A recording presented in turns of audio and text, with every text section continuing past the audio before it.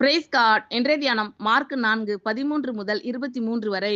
பின்பு அவர் அவர்களை நோக்கி, இந்த ஊமையை நீங்கள் அறியவில்லையா? அறியாவிட்டால் மற்ற ஊமைகளை எல்லாம் எப்படி அறிவீர்கள்? விதைக்கிறவன் வசனத்தை விதைக்கிறான். வசனத்தை கேட்டவுடனே சாத்தான் வந்து அவர்கள் இருதயங்களில் விதைக்கப்பட்ட வசனத்தை எடுத்து போடுகிறான். இவர்களே வசனம் விதைக்கப்படுகிற வழி அருகானவர்கள்.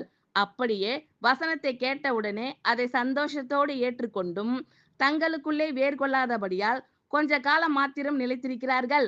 வசனத்தின் நிமித்தம் உபத்திரவமும் துன்பமும் உண்டான உடனே இடரல் அடைகிறார்கள். இவர்களே கற்பாறை நிலத்தில் விதைக்கப்பட்டவர்கள். வசனத்தை கேட்டும் உலக கவலைகளும் ஐசுவரியத்தின் மயக்கமும் மற்றவர்களை பற்றி உண்டாகிற இச்சைகளும் உட்பிரவேசித்து வசனத்தை நெருக்கி போட அதனால் பலனற்று போகிறார்கள். இவர்களே முள்ளுள்ள இடங்களில் விதைக்கப்பட்டவர்கள். வசனத்தை கேட்டு ஏற்றுக்கொண்டு 1 30, 1 60, 1 100 பலன் கொடுக்கிறார்கள். இவர்களே நல்ல நிலத்தில் விதைக்கப்பட்டவர்கள் என்றார்.